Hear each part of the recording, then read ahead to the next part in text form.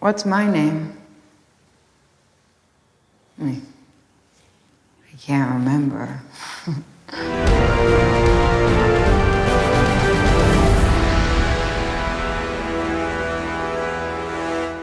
Welcome, Gothamites, to another episode of the Arkham Sessions. My name is Brian Ward. Joining me, as always, is the psychologist to the superheroes, superheroines, and supervillains of Gotham City and beyond. She's Dr. Drea Letamendi. Hello, Drea. Hi, Brian. How are you? I'm doing very well. I'm very excited about today's topic. I don't think we knew we were going to be covering this. We did not. Except, Look, we were going to sit down and cover another episode of Disney's Gargoyles. We were very excited about that. And then this past week, Collider invited us to a very special sneak screening of The Bride, which is the new adaptation of Frankenstein / The Bride of Frankenstein, written and directed by Maggie Gyllenhaal, starring Jessie Buckley and Christian Bale and Peter Sarsgaard and Penelope Cruz and Jake the Gyllenhaal. other Gyllenhaal. The other Gyllenhaal, Jake. Yeah. And we went and saw that, and when we came out of the theater, the very first thing I think Drea said was, "So are we covering this on the show?" And I think you asked that for two reasons. One, you really wanted to cover it on the show. Correct. And two, because whenever we see a movie that we are going to cover on the show, we do not discuss it with each other until we sit down to record. And I think you really wanted to talk about it, and I really wanted to talk about it. And now we are finally, a couple of days later, sitting down, able to record, get our thoughts out about The Bride. Before we do that, though, we do have a little bit of an announcement. For those of you watching on Patreon, this is going to seem weird, but we are not allowed to make this announcement just yet. So you might want to go over to the version that you're going to see on YouTube in a week, when I'm pretty sure WonderCon is going to make their announcement.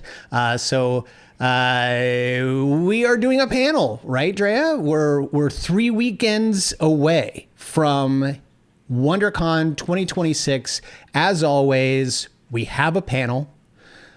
We have some special guests, and we're going to talk about some cool stuff. What?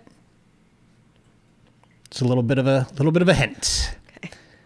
We are the name of our panel is The Psychological Journey of the Lord of the Rings. Is that right, Drea? The psychological journey of the Lord of the Rings. We are going to be discussing Tolkien and Middle-earth. His legendarium is up for analysis. This is something that I've been looking forward to for a very long time. It's something we've been trying to do for a couple of years now, but only now just got the opportunity to do it because we were waiting for the right panelists. And I'm pretty sure we have got the right panelists for this panel.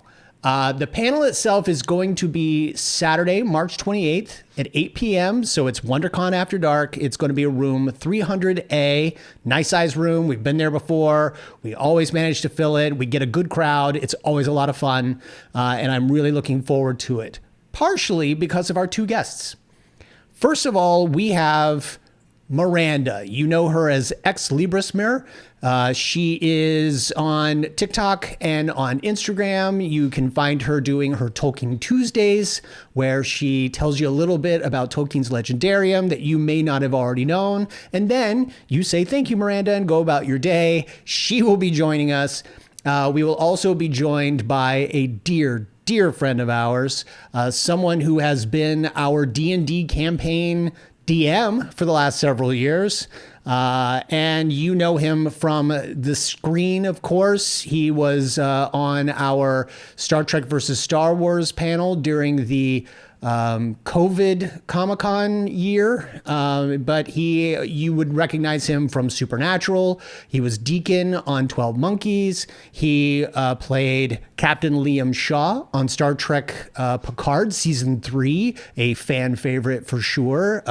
And then he is going to be playing Paladin in Marvel's upcoming Vision Quest series. He is Todd Stashwick. The two of them will be joining us for an amazing discussion about some very cool characters in Tolkien's Middle-earth. And we are very excited about that, right? I'm super excited. WonderCon is my favorite comic convention, at least of the ones I've been to. If you've never been to WonderCon and you're in the SoCal area, you should definitely check it out. The day passes usually don't sell out. You can usually show up for a day. It's kid-friendly, family-friendly, lots of comics and collectibles, an incredible program. Of course, in addition to this panel, I usually try to do a couple more panels and fill up my dance card when I'm there. The other panel I'll be doing will be the science of Disneyland, so I'm representing the psychology of Disneyland. And of course, I'm going to be covering Disney adults. And we're also going to do a ProgCore panel with our dear friends Todd Stashwick and David Nett, and a handful of folks who are involved with that project. So again, if you've not been to WonderCon, it's like the baby cousin of Comic-Con International, which is in San Diego. Owned by the same company, Absolutely. so it's handled the same way. It's run so well. I can't say enough good things about it. Come on by. It's so awesome to have an evening panel. Folks usually have come back from dinner. Maybe they've had a drink or two. Maybe they've been exhausted from walking the floor and they just kind of want to sit down, have a good time, have fun with us. And we really try to make it entertaining. And also, as you know, we build in a little bit of psychological science to make sure that everyone feels a little bit more enriched and enlightened, and that they walked out feeling a little bit different than how they felt when they walked in. So please join us. And I look forward to seeing our certainly our podcast listeners and our Discord friends there, and maybe some fellow monster mashers. Let's get to the monster mash, Andrea. Oh dear, no. Well, look, I do have to say, once you said to me, or asked me rather, hey, you want to see The Bride? The only thing I knew about The Bride was that it was about Frankenstein's monster and the bride of like, I knew nothing. I had seen maybe a poster, one of those movie posters. I had not seen a trailer. I had not read anything about it. I didn't even know it was happening.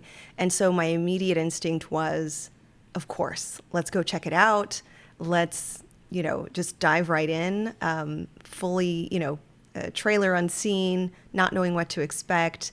And you're absolutely correct. When we walk out of movies like this, sometimes I'll say, hey, if we cover this on the show, zip it. Let's not talk about it. Let's not, no expressions. Just let's process this together and really kind of like dig in and analyze and interpret. And the only thing I want to say just at the top here is that this movie is certainly interpretable. It is definitely the kind of movie where multiple people will have multiple interpretations and different takes, and you'll love it, you'll hate it, you'll question it, you'll stay curious. It is not a one take movie. It is so different than anything we've ever seen. And you say it's not a one take movie. I also think that it's important to let our audience know, for starters, this is not a sponsored episode. Collider did not ask us to say this. IMAX did not ask us to say this. The Bride did not ask us to say this. If you are going to see the film in theaters, I highly recommend that you see it in true IMAX if you can. 72 minutes, which is more than half of the running time of the film, is in IMAX. And I just can't imagine some of these IMAX shots reformatted in 239. It's just not... I would be very curious to see how they did that. But the film itself is such an artistic big swing that I recommend taking the opportunity, if you have an IMAX theater around you and you can see it in the full aspect ratio format, go and do that, because I think you might get a little bit more out of the film than if you were just going to see it in the standard widescreen. Wait, Brian, I'm wondering if we should just give quick, something that we didn't do was say, what were just your first thoughts? So I want to ask you, give us your first thoughts. This movie is a wonderful love letter to old Hollywood to the Bride of Frankenstein itself. I would even say to Frankenstein the novel, without actually being an adaptation. It is. It pays homage to many of the incarnations of Frankenstein and his monster in the past. Lots of little Easter eggs. Some are pretty hidden, and others are right there in your face. Ultimately, as we know, I had a love-hate relationship with Guillermo del Toro's interpretation of Frankenstein. Right. Because it had the gall to call itself Frankenstein, and yet he changed many aspects of the film that I feel like changed what Mary Shelley was trying to say. And this movie is the opposite. She does not lean on the source material. This is not an adaptation of Frankenstein.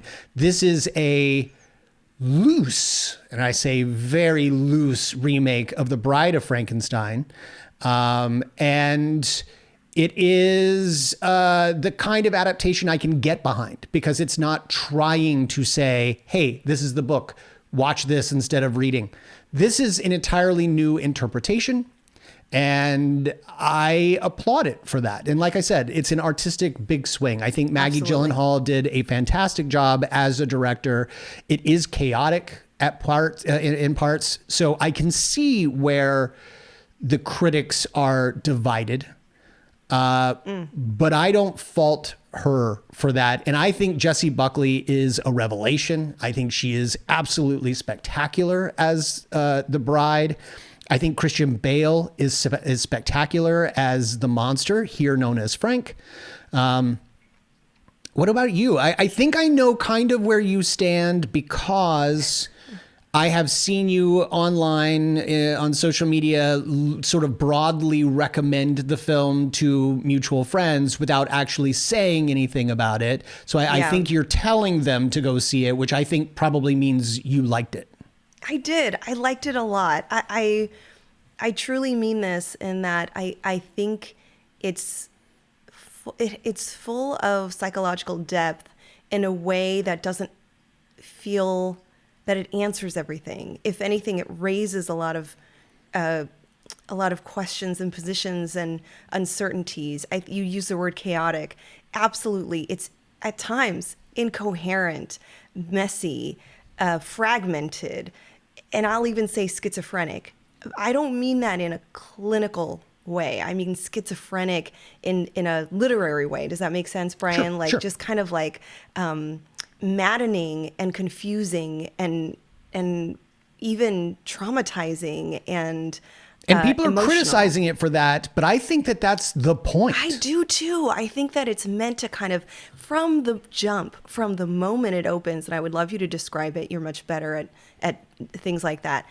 It just drew me in, and I never took my eyes. I'm lying. I took my eyes away from during a scene that I will also ask you to describe, but I never. I'll rephrase that. It never bored me. It never made me feel like I can think of any, and I thought of nothing else than these characters and what they were going through. Yeah. And for that, and as you mentioned, for the ambition of this movie, for what it was trying to do so artistically and so differently, I really applaud it. Is it going to be everyone's cup of tea? No, because it's also at times, it's about monsters in love. So it's heartbreaking and it's gory and it's unfair and it's cliche and it's, a bunch of things that we're going to obviously see in a Monster Masher movie. Yeah. But we've seen a handful of monster movies in the last several months, actually, with the Dracula and the Frankenstein and the ones that have been rather popular, these reimaginings of these classic Gothic literary horrors. And I would say this one just really was like, hold my beer. I'm going to take this fantasy and really, I'm going to use the phrase they use in the film. This is a brain attack. This just takes you for a ride and you just feel a bit pummeled and you feel a bit assaulted even by this story. And it is that intense, you know. So if you don't want something this intense, go see Wuthering Heights or something. I don't know. See Wuthering another Heights. see another love story. But yeah, wow, what a ride! I actually would want to see it again with more intention. But definitely recommend it. I was like you. There was a period of time in my life when I knew everything about every movie coming out 2 years ahead of time. I kept track of every magazine, of every website, of every periodical you could find. If there was a behind the scenes update on the movie, I knew what it was. And over the last few years, I've come to realize that I just enjoy movies now by simply going into them and letting them wash over me. I, too, had not even seen a trailer for this film. I knew loosely that Maggie Gyllenhaal was writing and directing an adaptation of The Bride of Frankenstein. Certainly after Del Toro's Frankenstein, I was, I wouldn't say incredibly excited for this, but I did know that if Maggie Gyllenhaal was involved, she was going to make a movie that said something.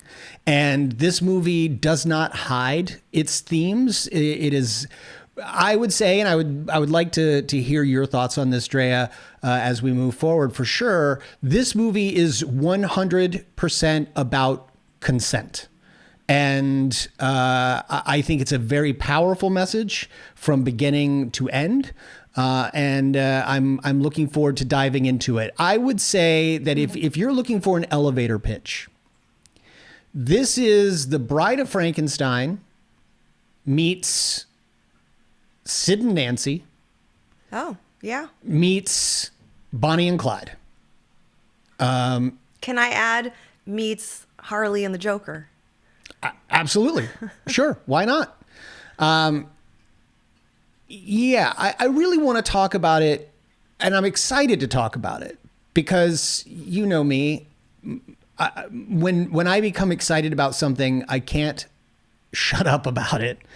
I actually am surprised you liked it this much. There was a moment where you were sitting on the edge of your seat, but almost in a way that you wanted to walk away from the theater. So I was like, again. I was like, are you going to walk out? Do you hate this? No. Happening? No. Let me just say, I'm 48 years old, a former college football player.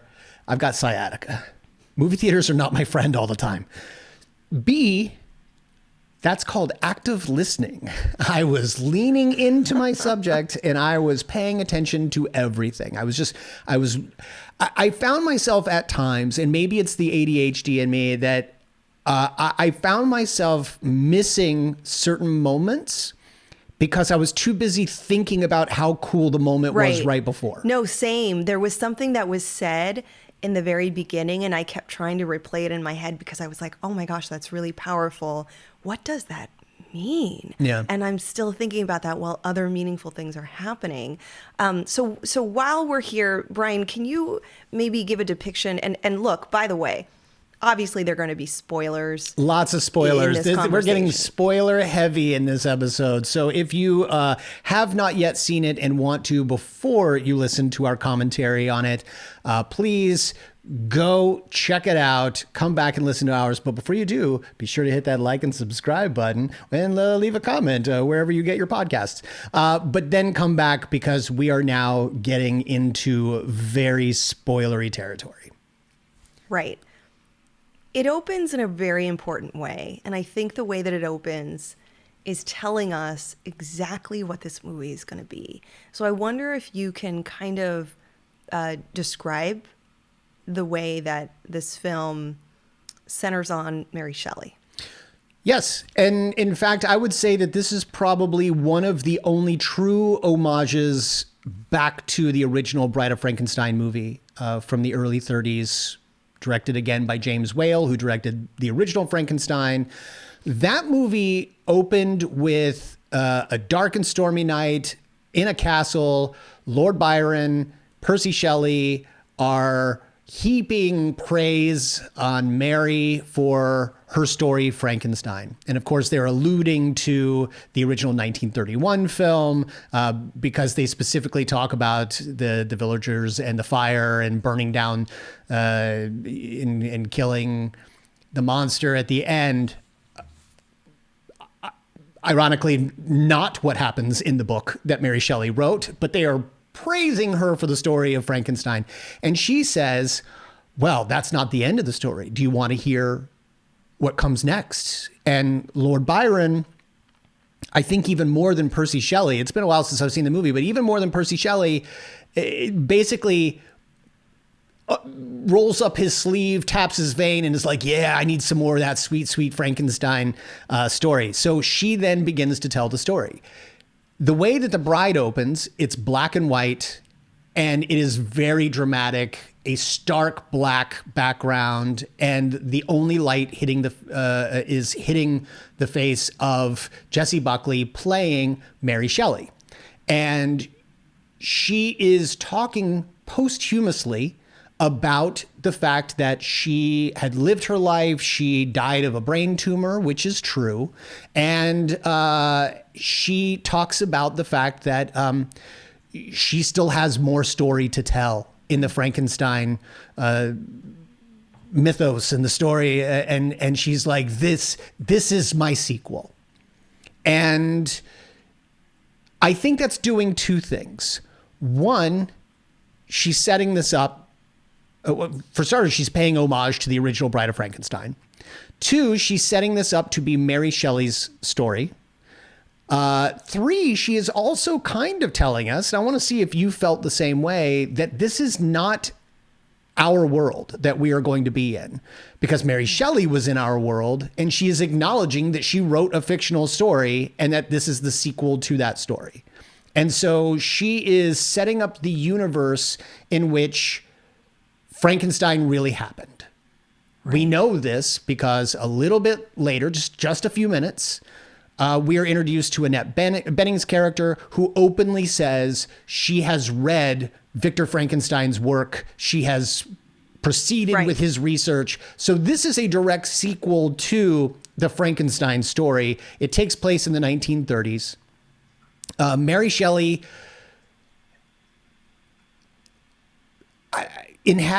possesses the body of a woman named Ida, also played by Jessie Buckley. By the way, that is another homage to the original Bride of Frankenstein, because the bride in that film is also played by Elsa Lanchester, who played Mary Shelley in the beginning.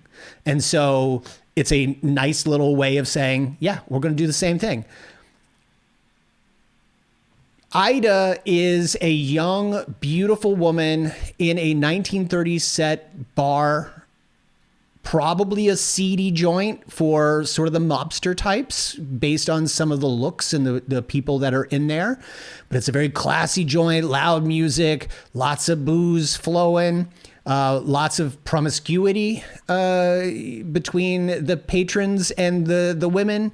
And at some point, she loses control of herself. She begins to speak. She's an American from Chicago, and she begins to speak in a very dirty British or English accent. And they all start to say, like, whoa, what's going on? Are you putting on a thing? She becomes even more promiscuous than she had been before. And she then starts to maybe talk a little too much and a little too loudly about a particular prominent mob boss there in Chicago.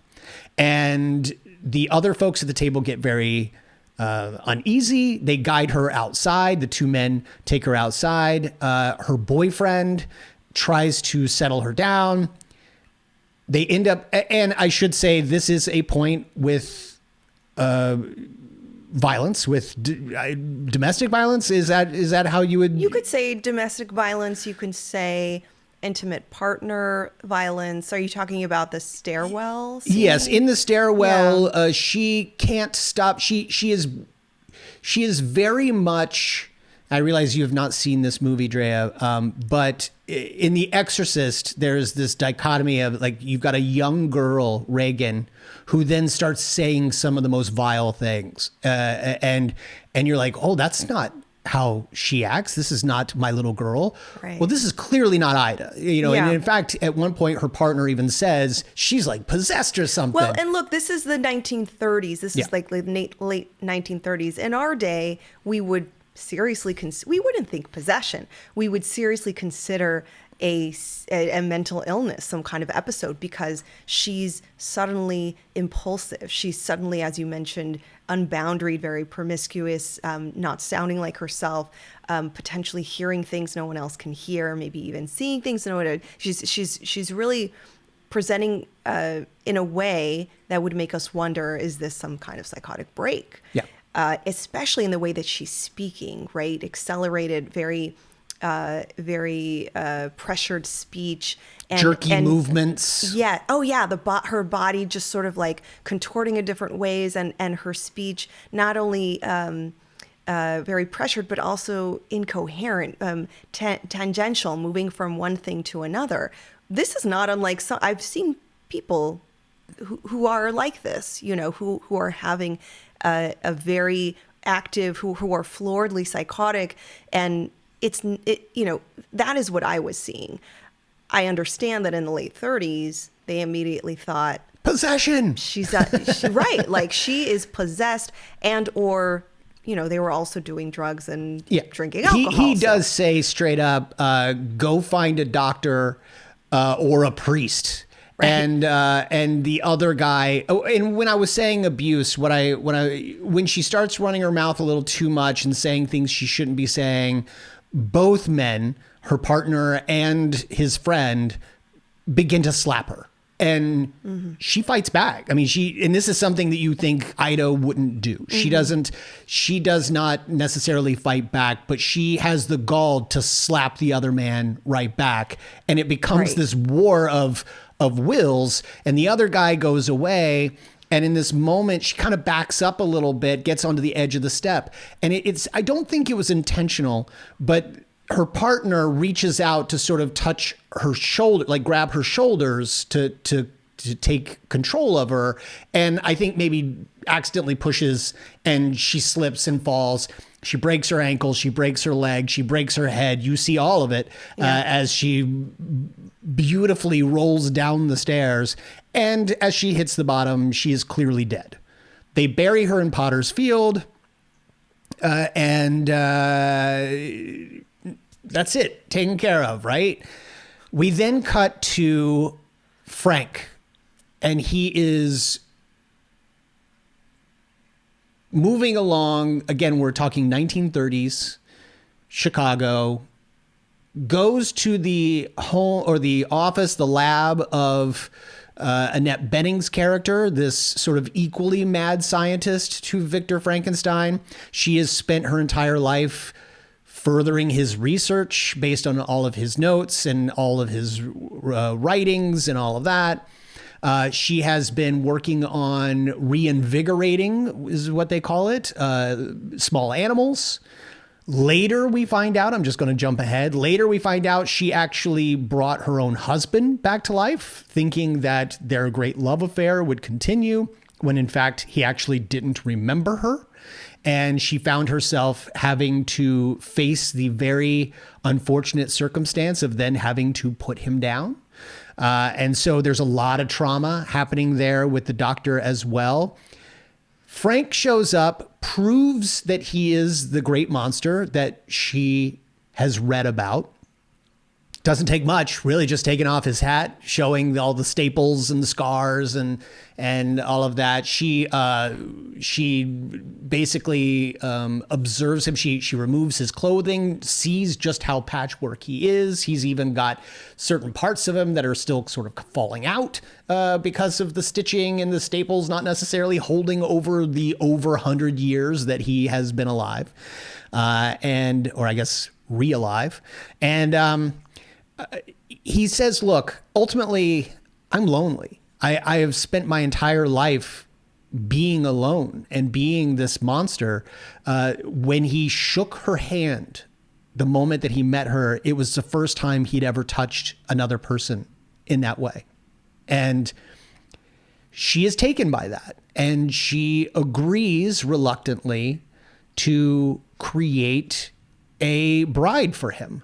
I really loved the exchange between, and she actually says, I'm going to call you Frank. She acknowledges, I know you're not Frankenstein. Like, it's like telling the audience, we know this is not Frankenstein. This is Frankenstein's monster, but we like to call him Frankenstein. So we're going to do it. The exchange between... He does sort of take his father's last name. He does say his name is Frankenstein after my father. True. Yeah, I think there's a nod. There's like a wink to us that like, you know, you all like to do it too. So we're going to do it here. I really loved Annette Bening's mad scientist character, Cornelia Euphronious. Yes, is that's her the name. Dr. Euphronious, which I very fictional, right? I don't think this name is supposed to be named after anyone in particular. Oh Wait, my is God. she?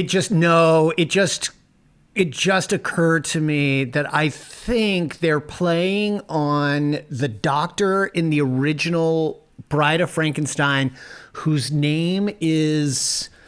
it's like Septimus Petronius or some Pretorius. Okay. Septimus Pretorius is his name. So I think that they are playing on that same theme.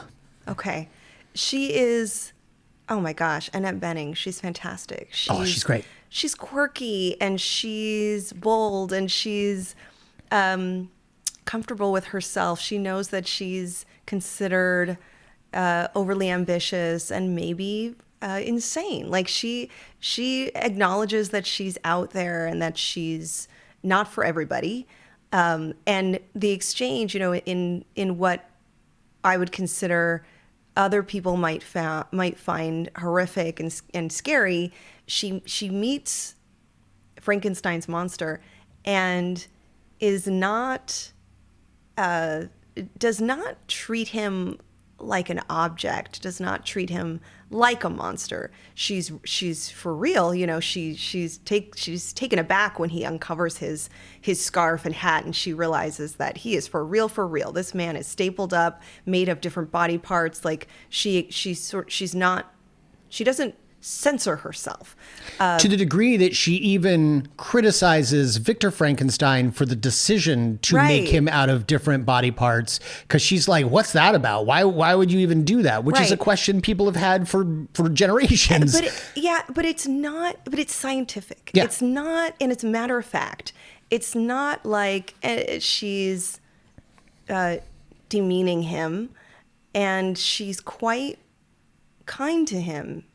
Even though she as a person seems to be a little off-putting herself. Like to a degree, she's kind to him. I do think she speaks to him like a human being, right, but treats him like a lab experiment at times, because even when she says, look, man, I'm not going to go dig up some body and give you a wife, but you can stay here at the lab for 2 or 3 days. Well, and Brian, then she says for observation. So Brian, clearly she wants to run tests. But I also see that as her saying, like, look, like this is a feminist movie. Yes. Hands down, 10 toes down. This is a movie that's saying something Mary about Shelley would have feminism. loved it. Yes. And I think her treatment of him was, oh, you came in here and asked me to make you a female so that you can have relations with. Right.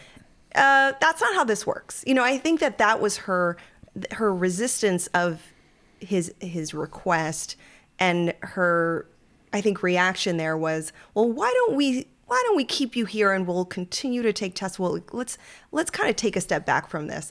I think that was her reaction to what came across as this, I don't know, this one-sided, selfish ask for her to create a companion for him. Yeah. And I think that, you know, look, you're a little more read up on the Frankenstein lore to know that, or maybe you can share more about the idea that Frankenstein's monster asking for a companion is problematic. Like some of this is the monster and the creator's own failings coming through as, well, why don't we, you know, why don't we also create another being and traumatize and abuse and oppress, dominate that monster, and we want that monster to be a female. Sure. So there's lots here that I think we can unpack. But what I appreciated about Dr. Euphronious, Dr. Euphronius's interactions with Frank was that sense of, you know, I'm in charge here. You know, like I'm listening. I'm open to your ideas. I absolutely love a good experiment, but let me stay in charge. Let me think about this request, and let me give you an opportunity to reflect on what it is that you're asking me to do. But nonetheless, they do end up digging up a body. They go to Potter's Field. They dig up Ida.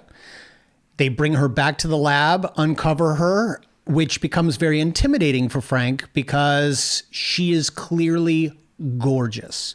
And he understands that he is not seen as an attractive man. He even goes so far as to say, I think she's a little too beautiful. We should get somebody else tomorrow. And Euphronious says, like, no, like you could have, you know, you could deserve her just as much as you could anyone. And by the way, I'm not going back out into the field. And I'm like, not digging up I'm not body. digging up a bunch of bodies so that you can, and I'm not keeping a dead one here, and risk getting caught. So they go ahead, they proceed. And one of the things that I like is that she wakes up and she has the jerky movements that Elsa had playing the bride at the end of The Bride of Frankenstein. The very like quick darting, you know, jerky, almost convulsive like movements. And she has no recollection of who she was. And we find that this is a little bit of a pattern because Euphronius's own husband, when she brought him back, also could not remember who he was or the brilliance of who he was. Now, I think the tragedy of that is over the course of the film, Ida begins to remember a little bit about who she was. She is completely a new person, but she has knowledge and information that Ida had. This is probably because of the intervention of Mary Shelley, who is inhabiting her throughout the course of the film, because she has that information, that omnipotent information. Would you say? Explain that again. So you're saying that she has all these, she has multiple memories. So it turns and out fragments because of Mary Shelley? Well, yes, because typically when Ida begins going off into the English accent and saying things that we think is gibberish, it's actually Mary Shelley giving us the backstories to some of the people she's talking to or about. We just don't understand that because we don't know the secret to the mystery yet. Right. Once we figure that out and we go back and listen to all of the ramblings before, we understand what it is she is actually saying.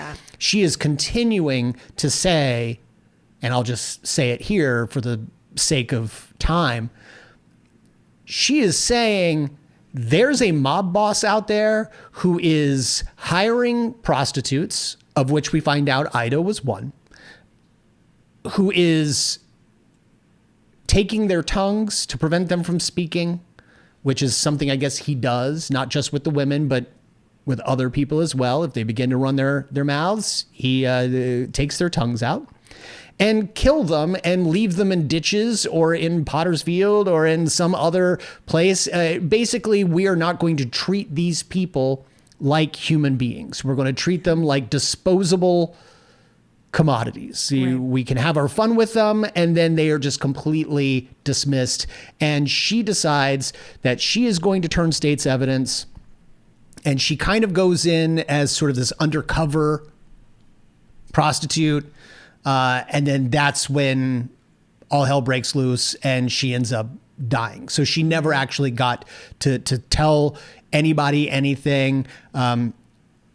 throughout the course of this film, she and Frank, as they go out on their adventures, are being pursued by two detectives. One of them is not officially a detective, Penelope Cruz, but let's be honest, she's the only true detective of the duo. She is the one who is genuinely solving the crime. We find out that the other detective, played by Peter Sarsgaard, is acquainted with Ida. He knew what her mission was while she was alive. The case was closed due to corruption. And in an effort to get him to try to get them to reopen it, she ended up sleeping with him, and he didn't. So what this detective that we think is kind of a good, decent guy turns out to also have been a scumbag. Let's be very clear. All of the male characters in this movie are in some way, shape, or form scumbags. There's no. I think a couple characters have flaws. Yes. I wouldn't necessarily call them all scumbags. I mean, the Skarsgård character, you would still call him a scumbag? In that he took advantage of a woman knowing that he would not really be able to do anything to progress her efforts. So she thought that by doing this, he would go to the powers that be and get them to reopen the case. He knew full well that would not happen. And in fact, admits to Penelope Cruz later when she says, yeah, but you tried, didn't you? And he's like, No, he didn't. Like, you know, so for that, in that moment, I'm thinking scumbag. I think because he is the only one in my mind who has an arc at the end where he recognizes, because through Penelope Cruz's character, another bright, bold, intelligent woman who takes charge and who manages the context of this, of the sexist world of the 1930s. Yep.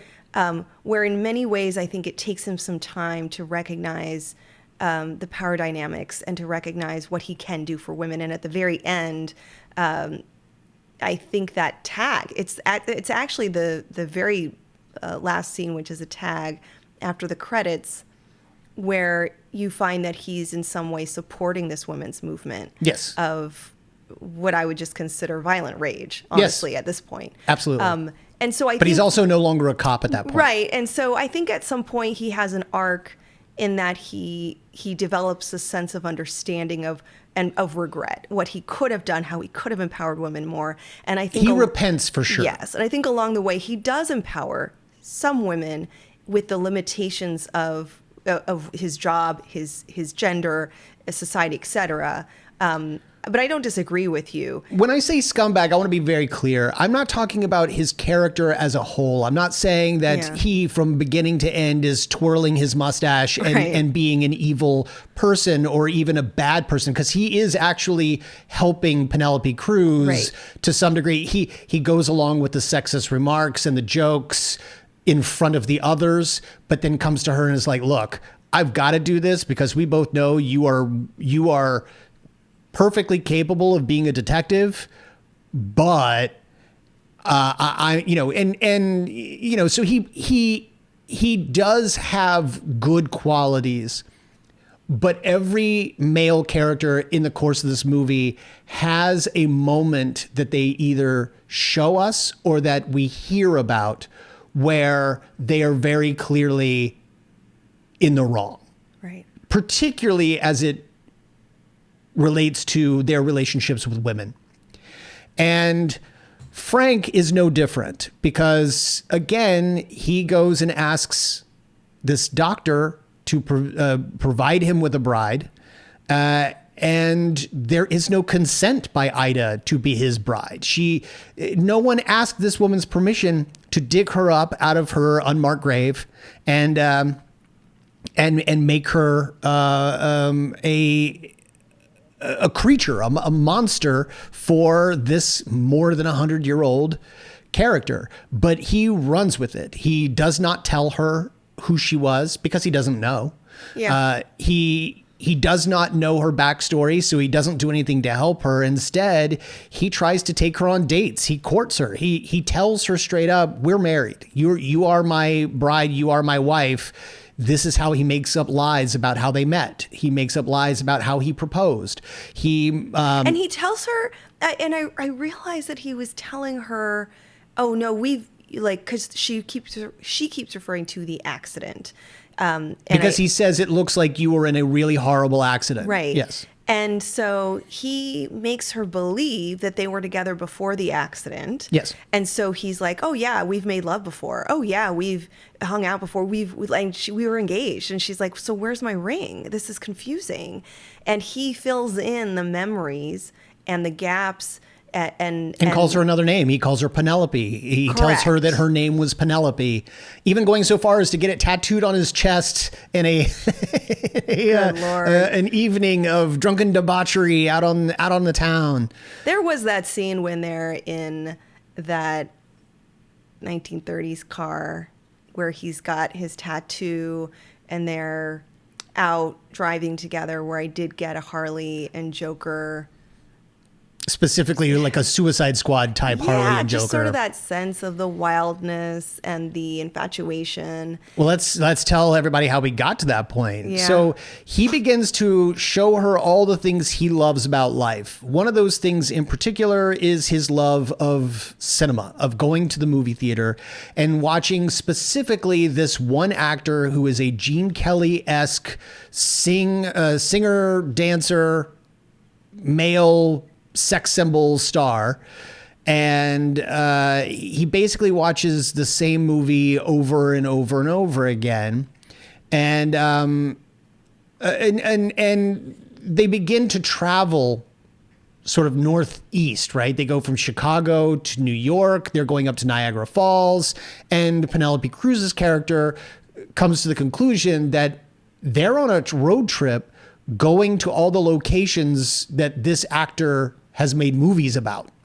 And I was unclear if these were shooting locations that the actor had been in at one point, or if they were simply where the movies took place, because he had been in like hayseed parts of the country, and he had been in Chicago, and he had been in New York, and he'd been at Niagara Falls. But ultimately, Penelope Cruz's character is the one who's able to piece that puzzle together. And so they begin going to movie theaters in all these cities, hoping that is where they're going to find Frank and Penelope, known as the bride in the newspapers. And we should say why. It's because really the first night that they go out on the town, she takes him to a dance club. And it's for a 1930s dance club, this is a very 1980s dance club, right? Like it was straight out of, you would remember the movie Cruisin' with Al Pacino. Lots of fluorescent or just bright red and blues and, lights. It seemed like we were taken out of the 30s and taken to the 80s, even so much so that we're not talking big band music. Oh, no. We're talking like, sort of like punk techno. I mean, there were moments, and again, we saw this at probably the best screen we could have. It was right there at the IMAX headquarters. There were times when I, for the first time in my life, had to sort of look away because the strobe of those dance sequences were starting to like give me a headache. And I'm maybe I'm misremembering, but wasn't this the nightclub that Frank had noticed? Yes. So he's the one who takes. For some reason, I thought they walked by it, and I could be misremembering. Yeah. I thought they walked by it, and she was like, "I want to go there. Let's dance." She might have been the one who pushed for them to go in. Yeah. But he had seen it before, and he had noticed, this is where the misfits go. These are the folks. This is where the misfits. Look, again, it's the 1930s. And lovers, because he noticed them making out in the alleyways. Right, and all but that. when I say misfits, I mean the folks who are not accepted into society in the 1930s. The monsters. The quote monsters, because these are folks who are gay. These are the folks who have open relationships. These are the folks who dress differently, who might have some anarchistic views. Like, these are the folks who look different and have have this underground community where they can dance and be together and make love and sort of have this safe haven from, for the most part, from the rest of society. And I'll just interrupt you very quickly, and I apologize, to say, for those who don't know Mary Shelley, and I don't know how much you do and don't know about Mary Shelley herself, this was her. Like, this is definitely Maggie Gyllenhaal saying, we're going to take a fast forward from the 1930s to the late 70s and 80s, when the punk movement was happening, when all of this was going down, because Mary was born. I'm not a scholar on Mary Shelley, but Mary was born to parents who were radical politically. Her mother was a known and accomplished feminist writer. Her father also was equally politically charged and feminist. They were both philosophers. Mary's mother died shortly after Mary was born, so she never really knew her mother, but she knew her through her writings and respected and honored her. Her father even wrote a kind of an autobiography of her mother, which became scandalous because in that they admitted that they had had children out of wedlock, that she was a powerful woman, like said all of these things that became controversial. Mm-hmm. Mary herself lived with the knowledge that marriage, not really for me. Marriage is a construct of the patriarchy and all of this. And she ended up meeting Percy Shelley, the poet, who was a student of her father and worshipped him, looked at him like a mentor. So Percy was a political radical. And the two of them had a long-term love affair where they too were both polyamorous. She was certainly bisexual because we know that she had relationships with women. And eventually they began having children out of wedlock. Mary ended up having multiple kids, 4 or 5. I cannot remember the number. All of them died at very young ages from various diseases, etc., except for her last son, who went on and lived into adulthood. They finally got married, and Percy ended up dying in a sailboat accident. But for the rest of her life, Mary basically lived that of a sort of swinging lady who never really trusted men or wanted to get married. Like, she had multiple people propose to her and she turned them all down and all of that. So when I looked at certain parts of this movie, I'm like, oh, this is Maggie Gyllenhaal having done her research on Mary Shelley and having said, because Mary straight up in the soliloquy at the beginning of the movie says, I'm going to tell the story I couldn't tell in life. And very cool. And yeah. Sorry, I'm going to lock myself in here. This is going to be loud. Sorry. I think that's what I loved about the opening, is that it was maybe Maggie and potentially other writers, but I think predominantly Maggie saying, you're about to see this fantastical story, but let me tell you right now what this story is, right? Let's not get confused or lost in the fantasy of Frankenstein's bride and this love affair. I loved the beginning of this, where I think exactly what you're saying is true.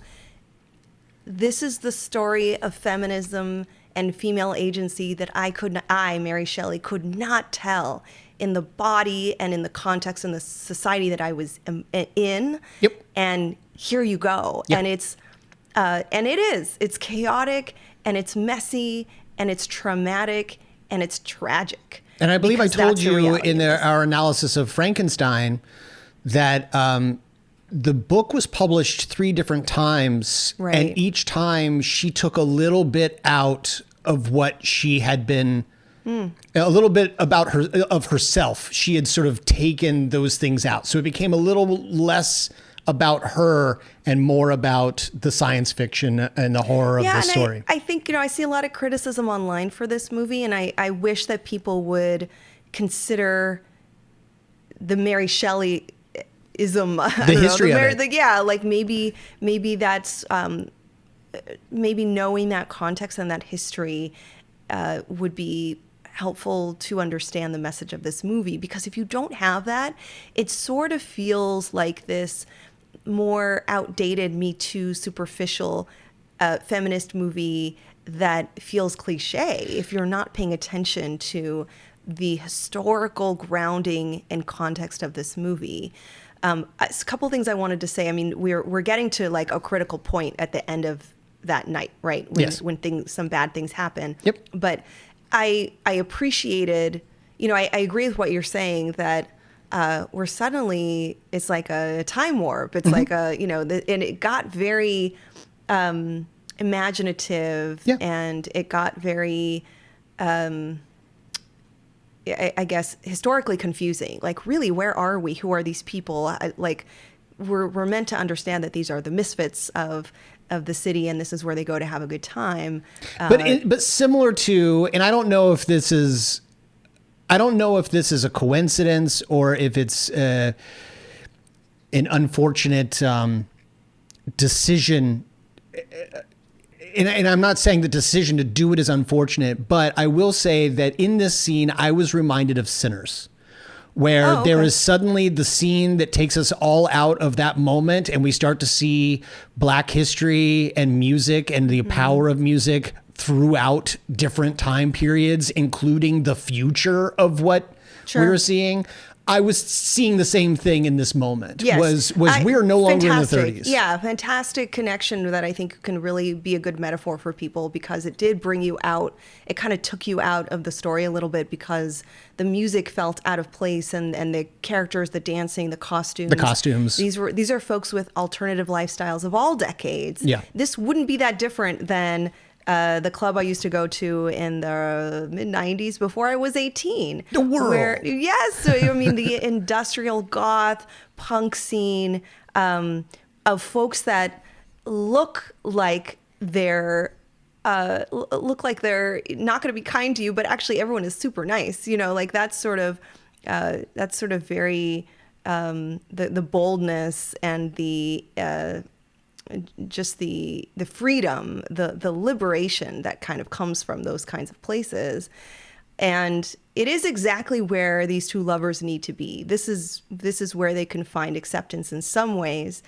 I do want to note that that I don't know what to call her, Penelope / Ida, the bride / Mary Shelley, that when she is reanimated or reinvigorated, the solution that is pumped through her body is coughed out and stains her skin. Yeah. So she has these permanent markings, ink blots, stains on the side of her face. Yeah, and they're as dark as tattoos, and they're sort of all over her body. They run down her from her ears down her chest. Yeah. Right, and there's one on the side of her face, which is on the movie poster, and it's very noticeable, and it sort of marks her as, that sort of represents that she's different and that she was created in a lab, that's sort of always going to remind her of that. And that mark becomes very important later. It does. It doesn't bother Frank, but it is very noticeable, and she doesn't fit in because of this stain that she has to live with. What I recognized is that, yes, she's created in a lab, much like Frankenstein's monster, but unlike Frankenstein's monster, it's not her body that's fragmented. It's her mind that's fragmented. Her psychology is made up of different pieces and parts of other people, in particular, Mary Shelley. Mm-hmm. And I didn't know if that was intentional to have her body be intact and be one. But Absolutely. her brain was so fragmented. And again, this sense of split personalities or split parts, that she couldn't stay focused and cohesive, and her memories were all over the place. And I think when I read these reviews that are very negative about this film, it's bothersome to audiences that she can't be I guess like cohesive and smooth and articulate in her way. And That seems so that really bizarre to bothers me. them. Because remember, he was intimidated when he thought she was too beautiful. When she woke up and got to be this quirky, weird, jittery woman who switched between an American accent and an English accent and said vile things and something, like, that's when he fell in love with her, because he's like, oh, you're like me. You're a misfit like me. Right. Like that's what made him fall in love with her genuinely, was you're a personality. You're a wild firebrand of a personality. And he even is like, oh, that's what I love about you. It's not your looks. I love you as a person. And we should say that that's what Frank is looking for. He is looking for companionship, not just a beautiful person. When we talk about the Jake Gyllenhaal character, who's this actor, again, it's a Fred Astaire, Gene Kelly kind of actor. He begins to imagine himself in that role up on the big screen as he's watching these movies, because the Jake Gyllenhaal character grew up as a child with polio. One leg was longer than the other. He wears one shoe with a platform on it in order to make him not lopsided. So Frank looks for the misfits. He looks for the monsters that are out there and connects to them and believes that they are like him and that he is like them, and that all he needs is this actor to be on screen and to move beautifully across the screen in this dance that technically he shouldn't be allowed to do. He's looking at monsters overcoming what they are and shining as who they are. And that's what he's so, drawn to a degree that when there's a scene where they actually end up meeting that actor in a party, and that guy is not exactly kind to him. Now, to be fair, Frank, Oh boy. at several occasions over the course of the movie, we are made clear that Frank smells like rotting flesh. Look, let's talk about Frank for a little bit. Yeah. This guy, I mean, first, he's been around for 100 years. Yep. He's sewn up, made up of different parts of corpses. Yep. He's definitely not going to be smelling good. It's interesting because I felt like Christian Bale, to have a movie with Christian Bale who's not overdoing it, like I felt he could definitely overdo it and outshine the lead. I wondered if it was intentional. Like he was quite controlled as Frankenstein's monster. Yeah, I mean, he's had 100 years. That's the beauty of the performance, is that he is playing a character who has had to stay in the shadows for 100 years and not go off and kill people mindlessly, or out of anger. He has tempered himself. He's found ways to kind of live his life. Like you said, he goes into movie theaters. He can sit in the dark and enjoy films, and he starts to fantasize. I didn't think they were hallucinations. They were fantasies where he was seeing himself in the fancy suit on these stages and in these ballrooms and dancing impeccably. He saw himself as the lead. He saw the potential in himself in these fantasies. I found those fantasies to be healthy. I didn't think there was anything wrong with him emulating and adoring somebody he looked up to in cinema. He also had a panic disorder, so he would, on occasion, start to feel some physical sensations like shortness of breath and choking sensations, pressure in the chest, rapid heart rate. I would call it a panic attack. Also, Yeah. he's got all these different parts. Maybe they malfunction That here are and there. falling out of him. And so that creates a psychological response, which I get. Yeah. And in order for him to calm down, he does a couple things. He really uses interventions that are very effective. He has this newspaper cutout of his idol, this Jake Gyllenhaal character, and so he'll take out that clipping and he'll do this visualization or this mindfulness exercise where he'll just sort of sit with that piece of paper and calm himself and think of this person that he sees himself as.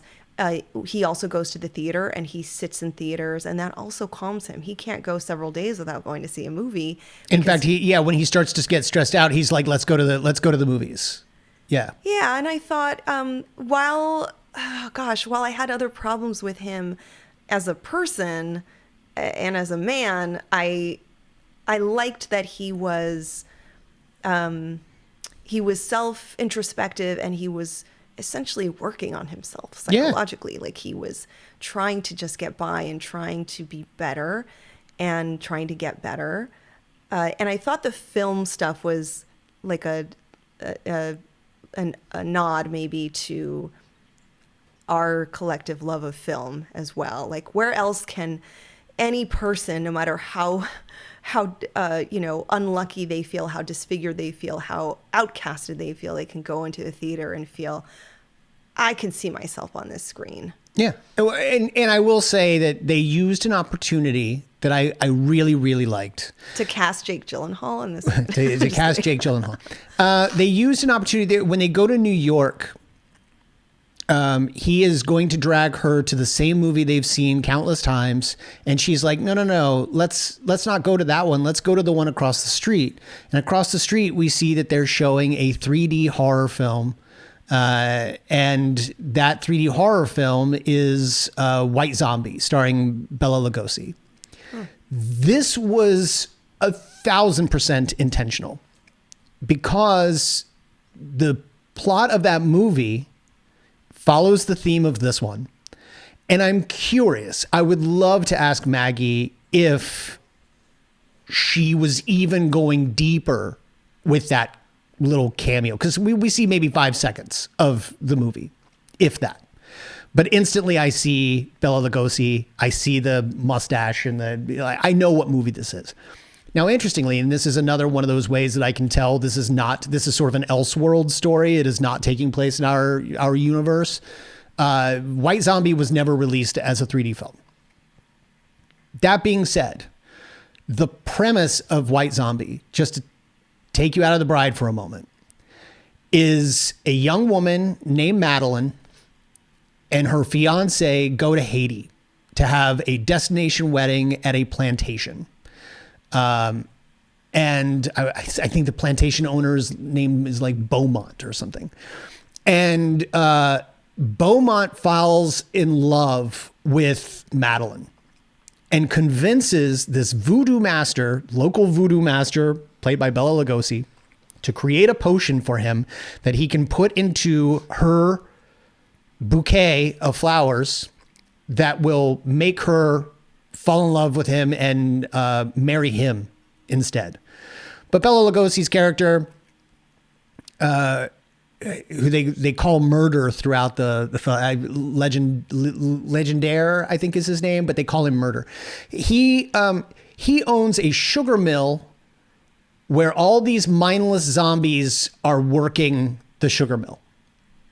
So this is a guy who knows what he's doing. But he comes right out and says, look, she's going to basically become a mindless zombie that'll do anything you tell her to do, and she'll marry you, but these are the limitations. Beaumont says, okay. Takes the potion, puts it in the flowers. She gets married to her fiance, Neil, I think, and a short time later dies.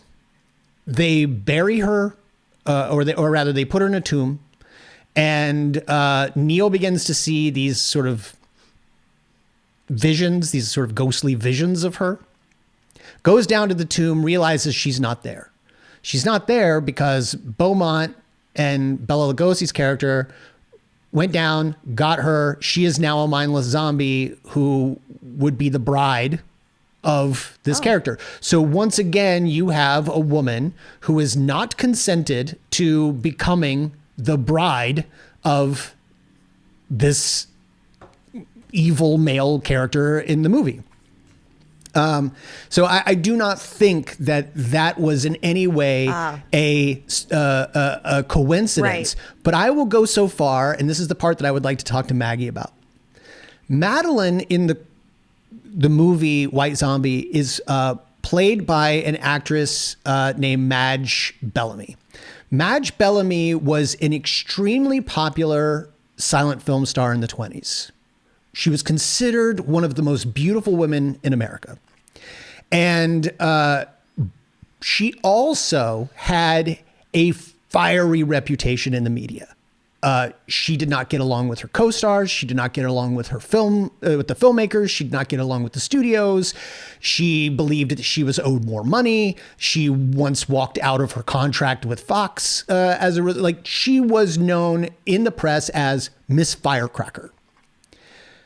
To the degree that it became a real detriment, she made a lot of really bad decisions in her career.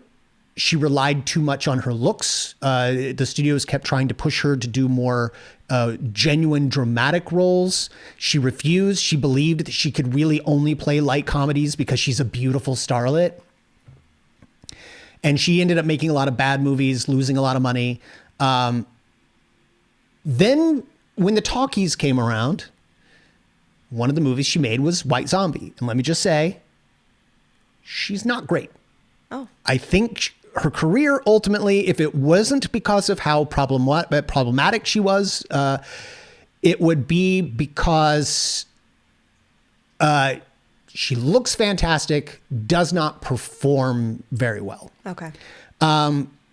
Her career eventually sort of fades out and dies. But here's another reason why I think that this movie was chosen to be in The Bride.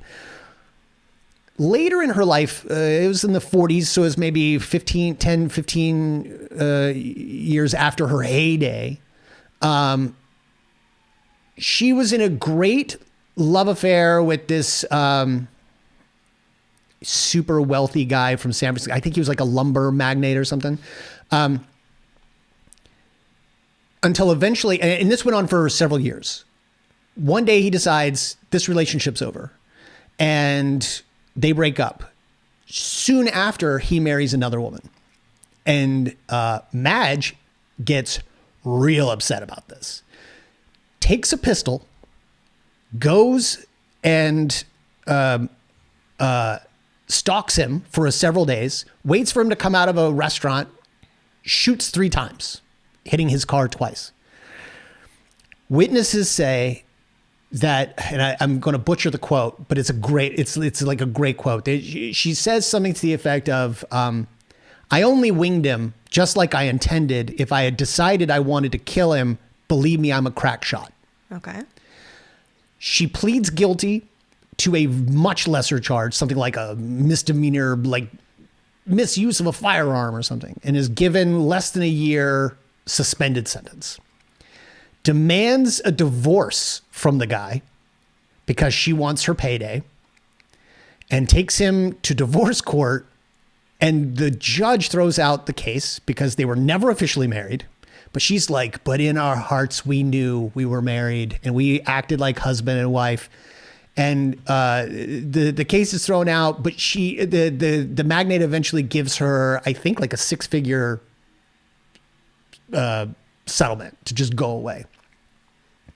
And so as I was watching the movie and I'm seeing the gunplay, the wild, anger and the way that this woman is firing out at and lashing out at everyone around her, especially rich people. Yes.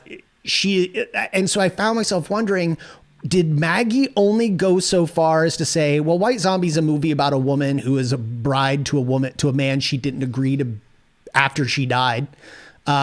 Or did she also want to say something about the mistreatment of women and the fact that they are tossed away? Because that's what Madge Bellamy was tossed away for a younger woman. And the only recourse that they have is violence. And Yes. I think that's what we're seeing in this film, that because of, whether you want to say it's society's rules or legal rules or gender rules, that the women in this film only resort to violence to receive any kind of reconciliation or recognition or, solutions for these problems.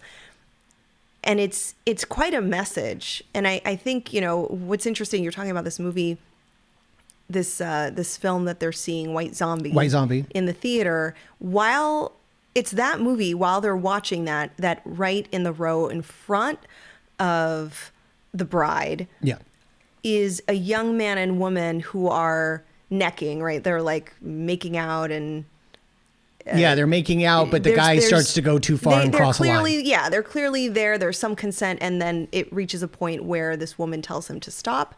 Says no several times. And he does not listen to her, and the bride gets in their face and, essentially advocates for this woman.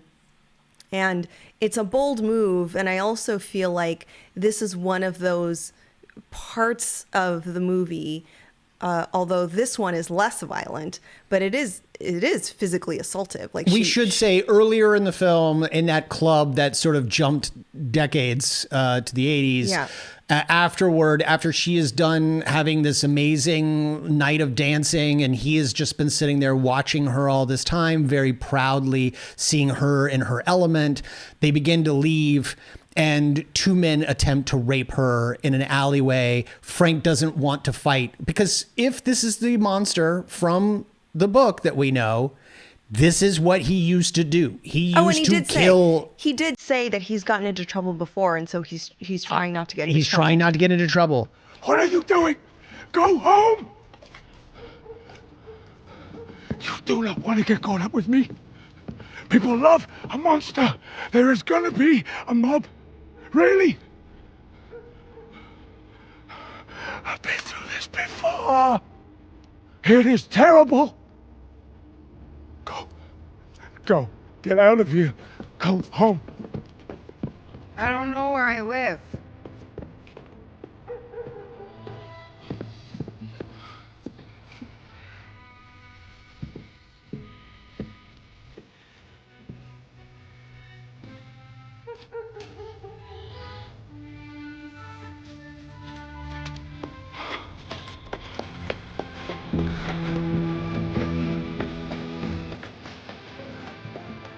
He doesn't mind when they abuse him, because they punch him in the face, they knock him down, they kick him. He does not care. The moment they put her up against the wall and attempt to raise her dress and rape her, he gets up, puts one guy's head into a wall, and then I won't go so far as to say American X level curb stomping. I did. This is the point in the movie where you couldn't watch? Turned my head because I wasn't quite sure what they would show. There is a brief shot where you do see what his boot is going into. I'm good. I will just say that. But it's violent, and people took a picture of it happening, and now that's why these two are on the run. Right. Yes, they're wanted because they've killed these two people. But now you've gone into another movie theater where now you're basically threatening another person, and everyone has seen these people on the front page of their newspapers, and they're like, the monsters, and all the people go running out into the streets, as they tend to do in these old B movies like The Blob and other, where they run out of the theaters and they're terrified, and it's the exact same thing. Yeah, and I think that there's especially with the bride, with Ida, there's this consistent thread of rage. And some of that rage actually isn't hers. Some of it is Mary Shelley's, and some of it is these other female survivors. Some of it is hers. And when she ends up deepening and heightening and worsening her violence, she even tells herself, did I do that? Did I cut that man's tongue out? That's not what I do. And I think I was trying to interpret this sense of the amount of rage the feeling of rage that isn't just held in one person, but is a collective rage. That's sort of what I walked away with is the rage and revenge in this film is so loud and it's unsettling. And I wonder if people didn't like this movie because they can't tolerate this amount of rage out of women. And the fact that it's not subtle. When you say loud, like there is even a moment where she has a gun and it's the scene where they are at this party. They have infiltrated the party in order to escape the cops. And Jake Gyllenhaal's character is there, and Frank sort of makes a fool of himself by going up to him and saying, "Oh my God, I love you and everything." And do you remember that one time in vaudeville, you looked into the audience and you saw me and smiled, and like he thought there was a connection that wasn't really there, but it's what he really held on to. And when Gyllenhaal turns around and Frank can hear them sort of mocking him. Frank, and this is a moment that was confusing to me for a minute because I thought it was in his head. And then it turns out to have been true. He goes into a recreation of the dance performance and we start to hear, and when I say not subtle, when it comes to some of these homages, I don't know if you're familiar with the movie Young Frankenstein, the Mel Brooks comedy. No, never saw it. Don't know about it. One of the most famous scenes in the movie is Frankenstein, and I think that's an homage as well. There was an earlier moment where she's like, Frankenstein, is it Frankenstein or Frankenstein? And he's like, Frankenstein. Well, in Young Frankenstein, he keeps correcting everyone and saying it's Frankenstein. But one of the funniest scenes in the movie is him teaching the monster how to do a song and dance number in a tuxedo on a stage. And he yells. And I kid you not, there is a moment in this sequence, because they're dancing to a big band in a version of Puttin' on the Ritz, where the entire place seems to not quite understand why they're doing it, but they're going into the choreography. And at some point, he gets down on the ground and yells, "Puttin' on the Ritz." And I'm like, oh, they're really going for this. Like, this is not subtle. But in this moment, she takes a gun and begins to wave it at people, particularly prominent wealthy people in the crowd that she knows secrets about. You did this to this woman. You did this to this woman. What did you do? Did you do something to this woman? And the cops come in and there's a standoff there. And there's a moment where she is screaming about the atrocities and the violence and the things that have happened to her and the people, the other women. And she yells not once, but twice, "Me too." Well, actually, she says "me too" a couple of times. Well, in a final scene, like at the climax, and I'll later. Yeah. Okay. But I agree with this, and we'll get to that. But I agree with you that there are a couple of times, this being one of them, this prominent scene where she has the spotlight on her, and what used to be incoherent ramblings is becoming clearer accusations. Yes. Clearer statements, clearer disclosures about the abuses that are happening. Yeah. And where I'll say this is, oh gosh, like I remember being really emotionally invested here and very taken by this, is that you're right, it's a disruption. This was a disruption of a fancy party with the Richies, and these two disfigured misfit people come in, and they're criminals. At this point, they're on the run. And she says, "We're a product of all of you MFs. This is why we're like this. Let me list. Don't mistake me for someone with mental illness or someone who's poor or someone who's a disgrace in the society. I deserve to have a voice, and this is what I want to say."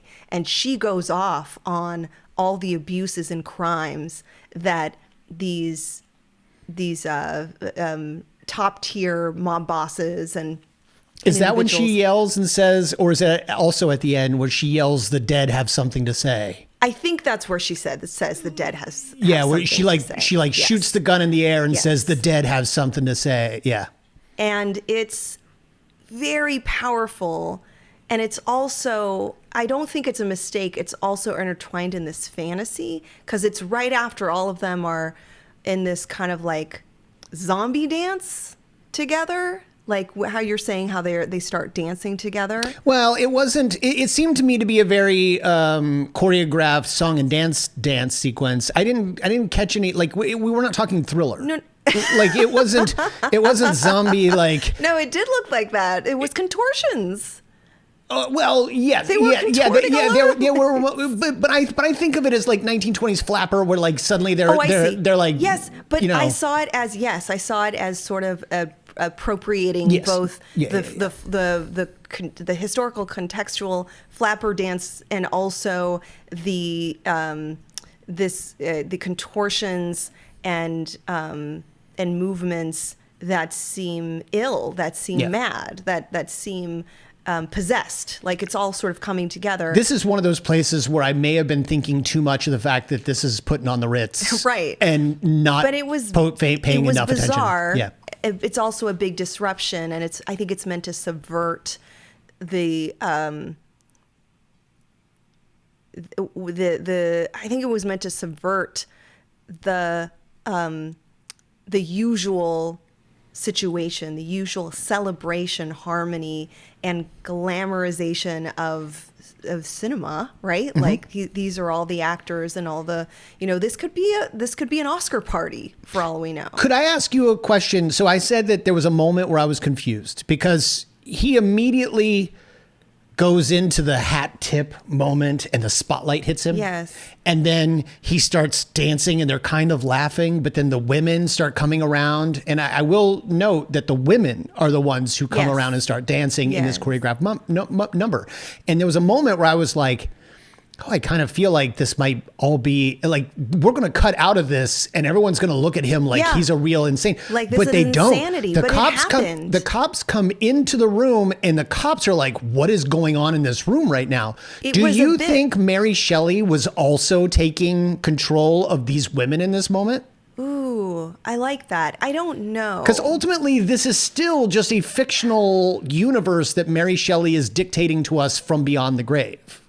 I don't know. At one point in the beginning, I thought it was much like Luc Besson's Dracula, where all of Dracula's women were dancing with him in a choreographed way. Sure. But then, on the other hand, so fantasy and not real, and then on an interpretation. But in those parties, they did have choreographed dances where it's like, if this song is coming on, we're all like a going to do this cotillion. song. And so they would all do the same. Yeah. So that made sense to me. This was like, we don't know who this guy is. And he smells like rotting flesh, but he's decided to start doing putting on the Ritz. And so we've all gone. And the fact that the women are the ones who came out and became the chorus. I do like your interpretation that it's Mary Shelley occupying the women's spirits and kind of moving their bodies, or at least encouraging them through. Now, this is going to come up a lot more toward the end of the movie, but she's feeding Ida these command hallucinations, or what we could consider as command hallucinations, which are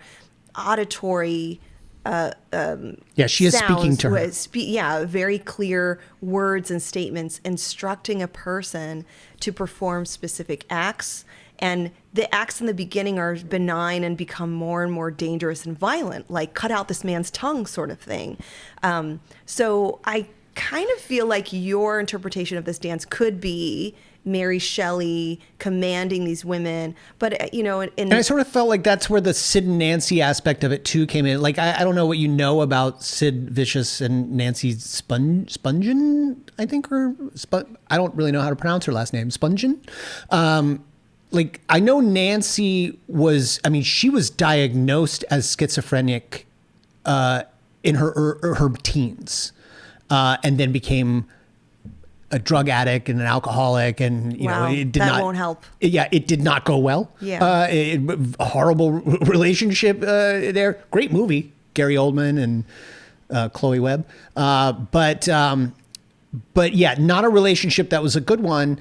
But I do want, like you just said, like she is feeding her auditory signals and commands, and that's where the schizophrenia would really play in, right? Yes. Like not in the I'm going to now take on this voice, but in the fact that the voice is telling her, I'm going to tell you what to do, and even convince you that you should do it or else, or that you should do it because this is who you are. Yeah. Because remember, she doesn't really know who she is. correct. But that scene is, gosh, so many things. I mean, I think it's pulling in so many references, and it's also a mixture of drama, seriousness, and comedy, like you're mentioning, these comedic influences that some of us aren't even catching on to. But what I loved about this, and this is where I think Maggie was getting it right, is it's not played for laughs. It's played as cringe in the beginning when he starts the putting on the Ritz, like, let me show you what I can do.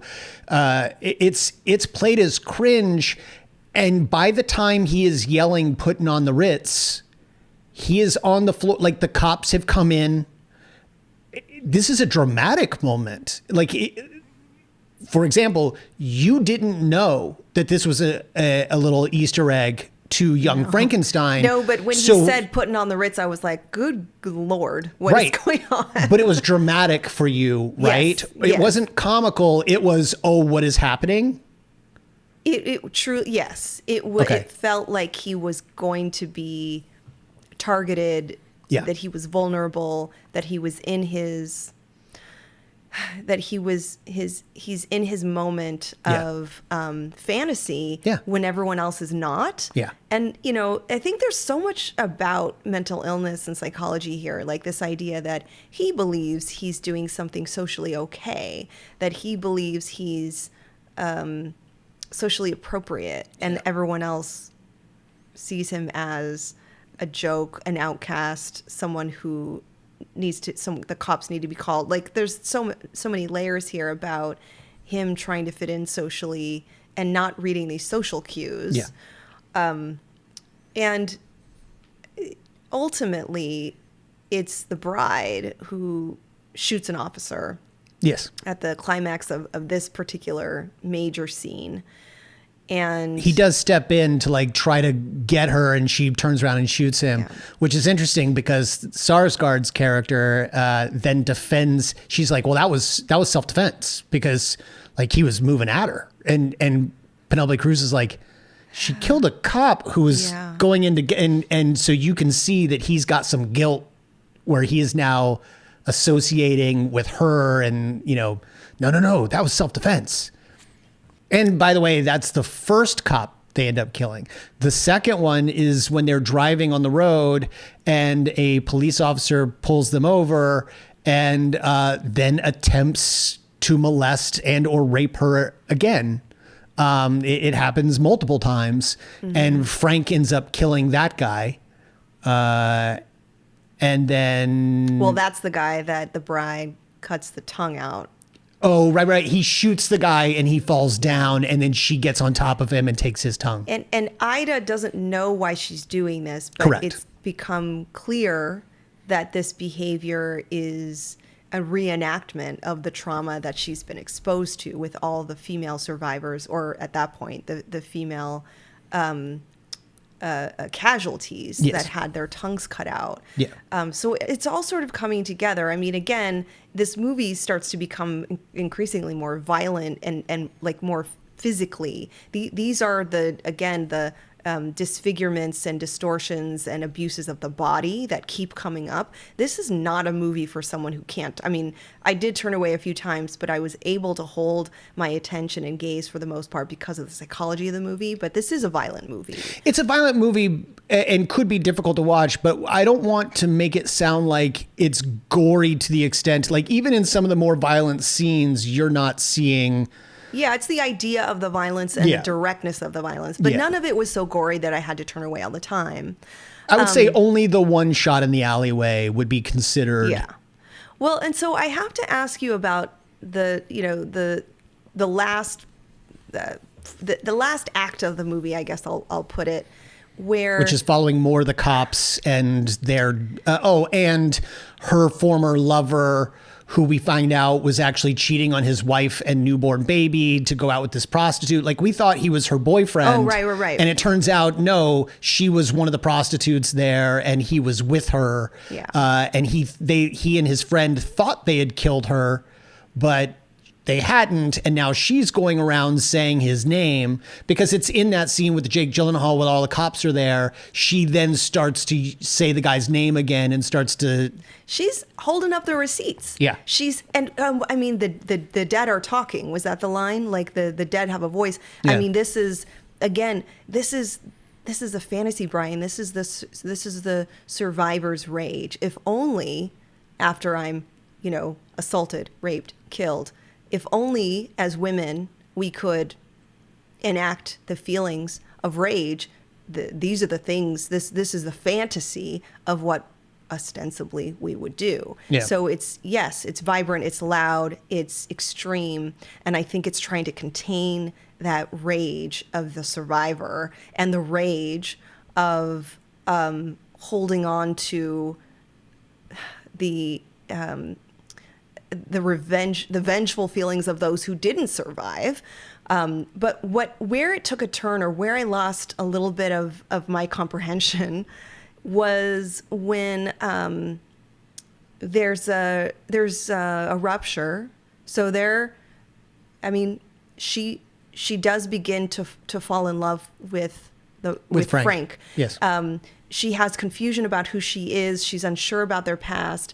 And at some point she does fall for him, and it goes from just them acting out together to them actually having a real bond, and they're in love, and they're meant to be together. Or I should say, they were made to be together. They were made to be together, and she, once she realizes that, and you might have to remind me, it's been a couple days, but once she realizes he had not only lied to her about who she was, but had created a story about them together that was totally fabricated, she breaks up with him. Yes. And I can't remember what the antecedent was to that. It was Sarsgaard meeting that, Sarsgaard caught up with them and then called her Ida, and she reacted to that, and she was like, Ida, what? And then he was like, I'm the reason you're in this mess. You don't have to do this. Let me take you in. Let me do this. And then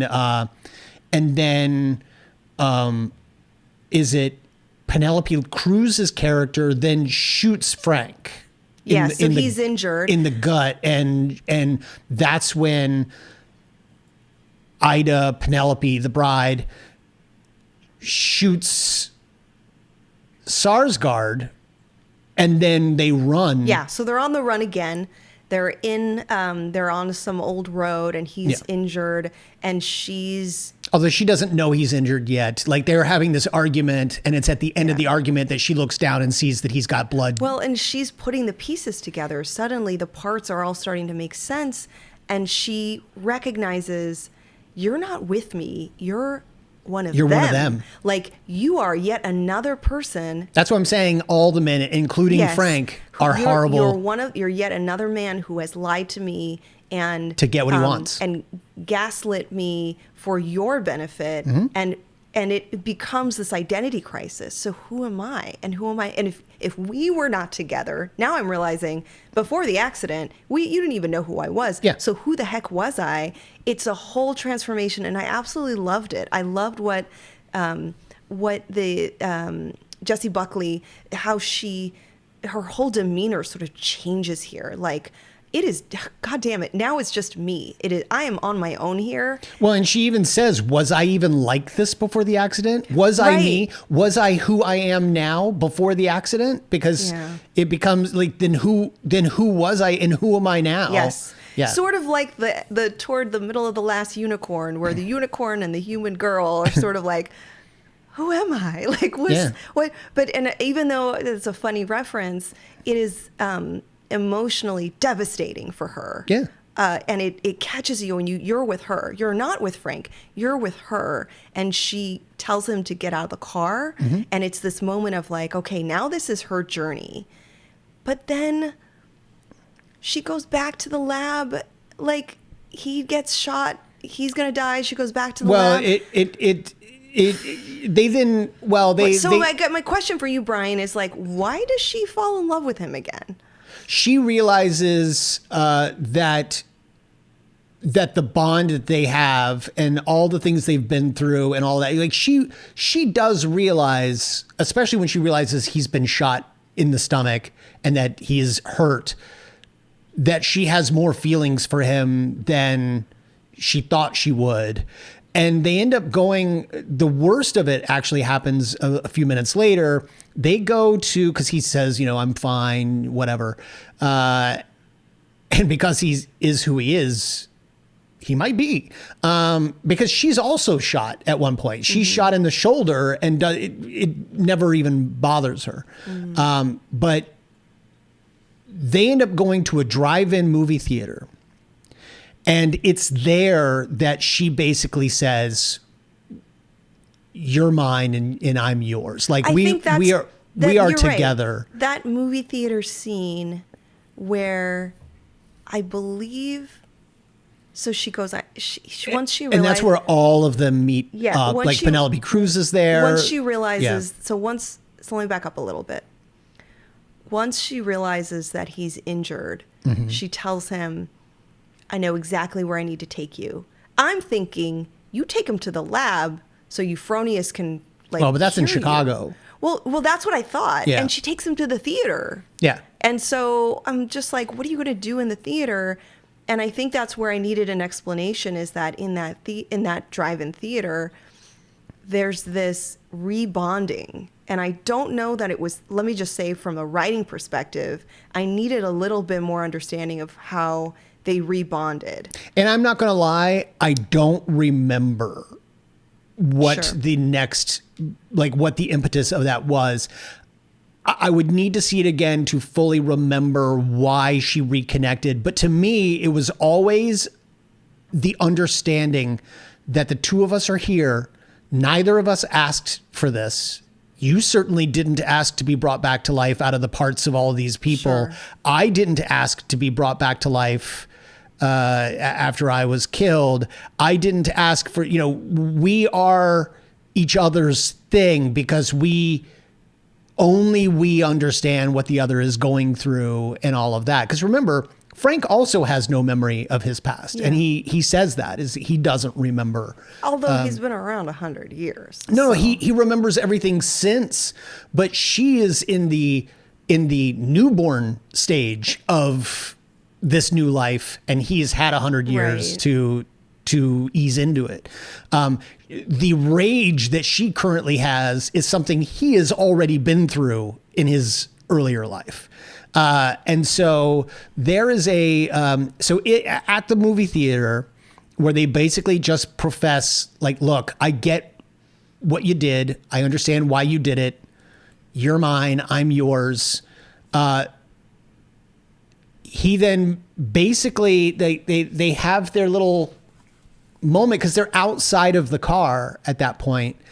And her former lover, who has been sent to make sure she dies, and he's supposed to take her tongue and bring it back to the mob boss because he wants to make sure Ida's not going to say anything ever again. He sticks his .45 Colt out the window and fires and shoots Frank through the head, killing Frank. Yeah. Frank falls down. And I think that's the moment, more than anything, the loss of the person that she realizes she loves, because she then turns and screams bloody murder and begins to shoot back. And then she ends up taking Frank to Euphronious' lab and says, "You got to bring him back. You got to bring him back." And Euphonious is like, oh, I'm not doing that. Right. Look what you guys did. Like I did it once and now you guys are on the front page of every newspaper in the country. You're killing cops. You killed one cop on the train, pushing him. Well, and also this woman knows, like, look, I have my own history with trying to do this too many times. And she explains it doesn't work. Yeah. And the ending of this movie, this is sort of now becoming the final moments of. It's definitely the climax because everybody ends up in the same room. place. Yeah. And they're in this this giant lab. exaggeratingly large lab. It's a penthouse at the top of, a decently sized building at the time, I guess. Yeah, it's I think what I love about the Annette Bening's situation is that none of it is explained. The science of this is completely thrown out the window. At this point, there are so many people who know about it, and only those people know the science. And we don't, as the audience, we don't need to know, and we don't. But she says enough gobbledygook to make you think, like, oh, of course, that's what we're going to need. And she has this. Look, she has the her version of, the assistant, right? Yes. She has the Igor-esque assistant. Yes. And this woman, gosh, I don't know who plays her, but she's wonderful. She's also sort of strange looking and mysterious and only serves her master, this mad scientist. But what a house of horrors. Like the lab is in and of itself a travesty. It's Ida / the bride brings Frank a corpse back and says, now how many times she are we puts it on the table? Yeah. And so and that's where we find out Euphronious' story about her husband. She's like, look, I need you to understand, I've done this before, it didn't work out, I had to put him down. And then she's like, well, are you going to put me down now? Because I don't remember who I was. Now she's autonomous. Now she has a personality. Now she is a person. And this is what you were referring to earlier, the final rage-filled monologue by our lead character. The Me Too moment. Yeah. Yeah. So it's when Frank's corpse, for real, dead body is on the slab, and Ida is fully now comprehending her memories are synthesizing the abuses and oppressions of her own self and then her female community. It's all vivid and it's all present, and she wonders, when is this going to end? And that's, Brian, where she starts to say "me too" several times. And while that delivery, I found that delivery to be breathtaking. Like I definitely found it to be powerful. I also was scratching my head a little bit. The Me Too movement is look, this is an unresolved social problem, but nonetheless, that phrasing felt almost dated? At this point, it felt a little cliche here. What's happening? Let me only say, and I'm not going to disagree with you.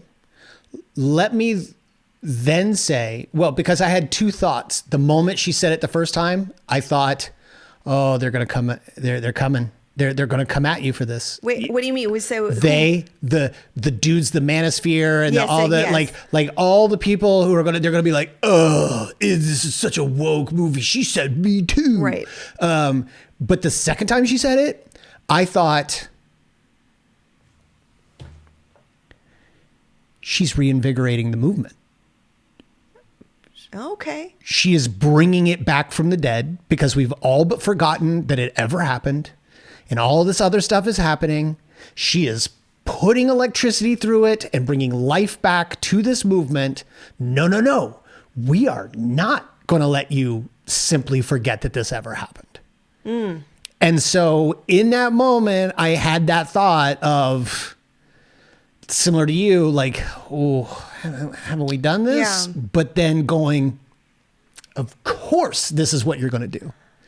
And so I could be wrong about that. Okay. Maggie Gyllenhaal might listen to this one day and go, well, that's cute, but I didn't mean that. But to me, that's what I took from it. It's a phrase that you can't use mistakenly, right? Or coincidentally. Now at this point. And certainly not multiple times within the same and monologue. certainly not Maggie. Like, Yeah, come yeah, on. yeah. And again, you know, Brian, to your point, this was about the love of cinema and the love of artists and the love of actors and the love of the potential to be a part of that culture.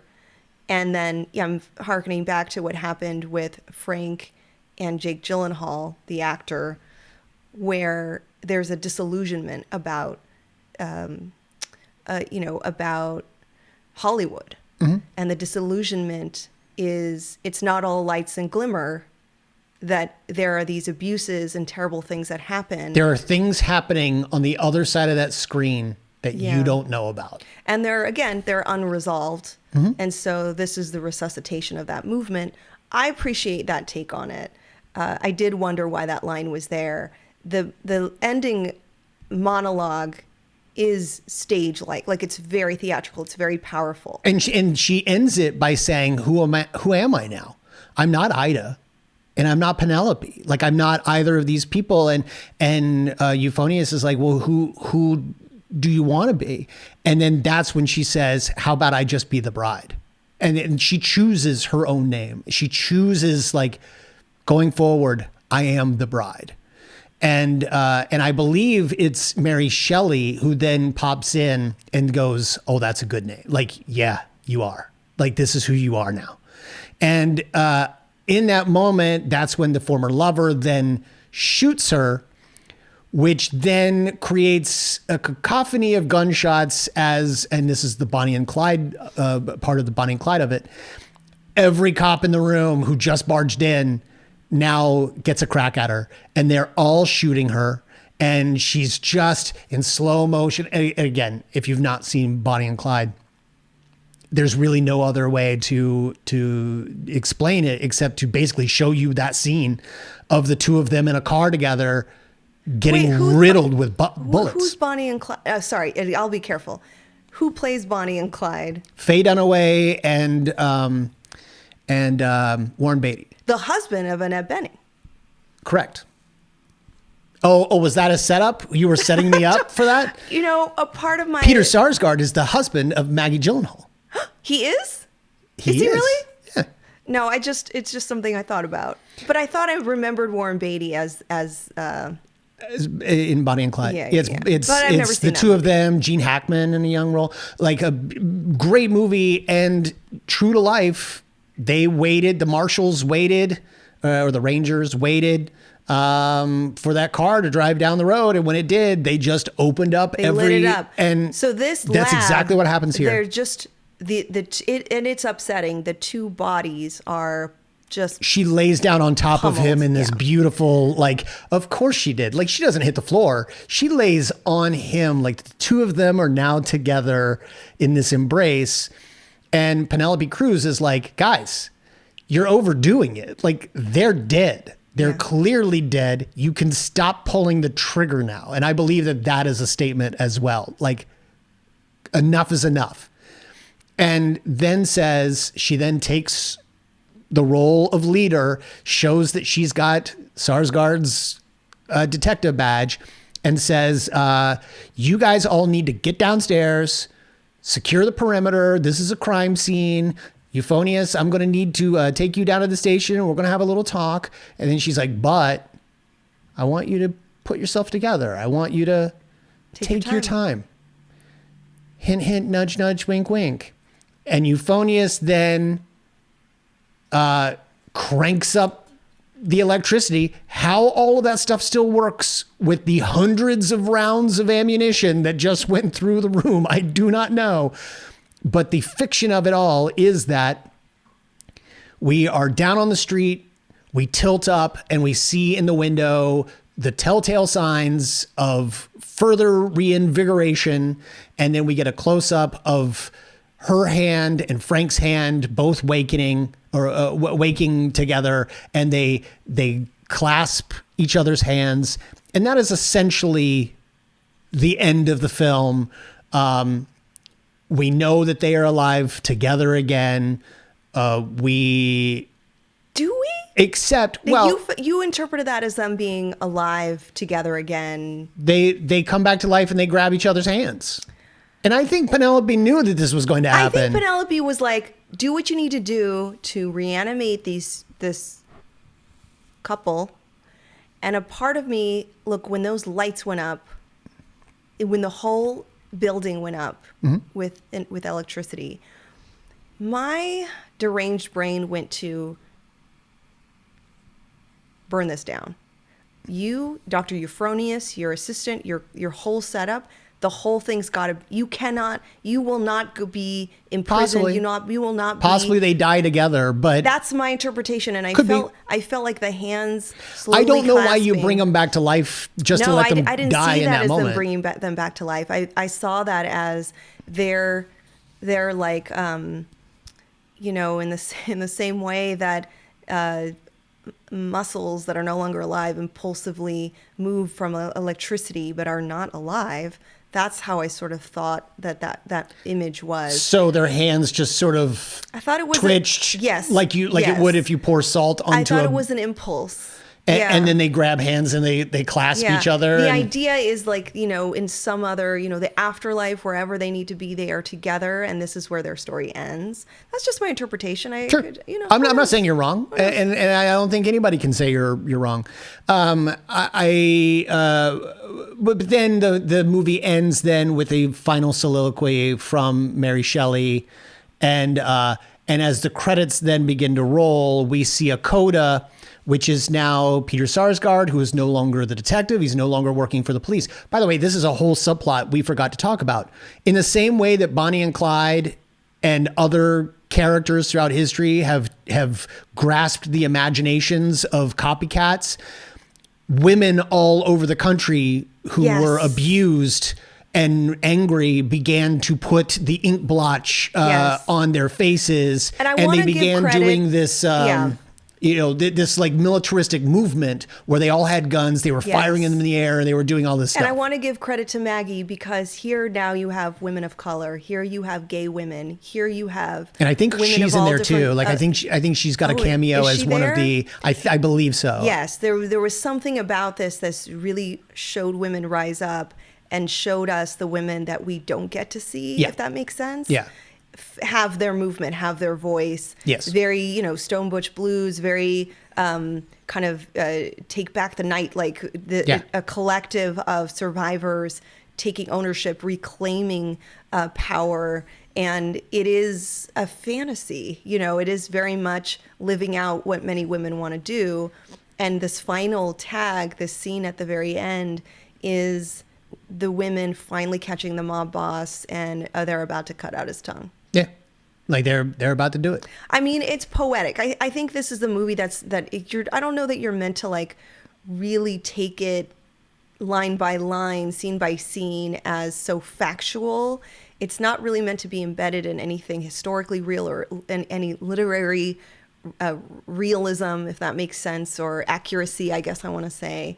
It is Maggie's own imagining of a powerful story that she's telling through the lens of Mary Shelley. Yeah. And again, I think, yes, it's all over the place. But for the people that's saying it's messy and felt unedited and felt uncontrolled, they're missing the point. I think they're missing the very things that, thanks to your knowledge today, especially, I think you're bringing up some things that give it that cohesion, a little bit of texture that it deserves. And I'm appreciating it more and more after this conversation. And I think as a psychologist, it is, I'm just going to say it is reinvigorating. I'm down for it. So it sounds like we both liked the movie very much.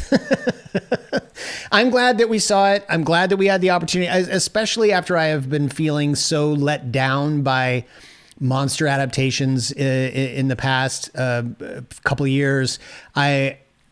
I felt like this was refreshing, and it gave the message that I think needs to be given I fear, based on, I guess, critical reviews, because I've not really paid attention to any of them, except I did see online the next day that I guess it's very divisive amongst professional critics as well as people who have gone to see it. So I just hope that it gets the audience that it's meant for, and that all of the hate and the backlash is temporary, if that makes sense.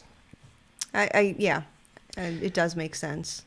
Well, I want to go ahead and thank some of the people who have made this episode and all of our episodes possible. That, of course, is our patrons, Mike Ficklin, Lindsay B., Antonio Lopez, Christopher Daly, Heroes Journey Fitness, Todd Stashwick, Brian Kerr, Trevor Schwartz, Swaris Ali, Frank Moeller, Mark Pepper, Jamiroquai J, and SK. Thank you all so much for your contributions. You can get your name called out in our next episode of the Arkham Sessions simply by going to patreon.com/Arkham Sessions and joining the $5 tier. Also, I don't want you to forget, we are about to finish season 1 of Disney's Gargoyles. Therefore, that means we are going to be putting up a poll here shortly. Join the $3 tier to get your vote in on what we cover next.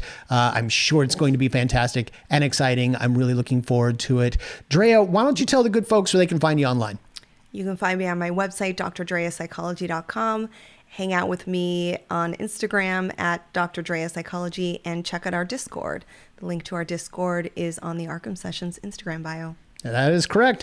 You can find me. I am on Instagram at B_Ward028. You can find us both on Instagram at The Arkham Sessions. Email us at arkhamsessions@gmail.com. Be sure to follow our family over at Fanbase Press. They would love to have you, and you are going to love their comics, their reviews, their news, their podcasts. They are a one-stop shop for all your geeky needs. Go check them out. And until next time, I'm Brian Warden. I'm Dr. Drea Letamendi. And together we are The Arkham Sessions.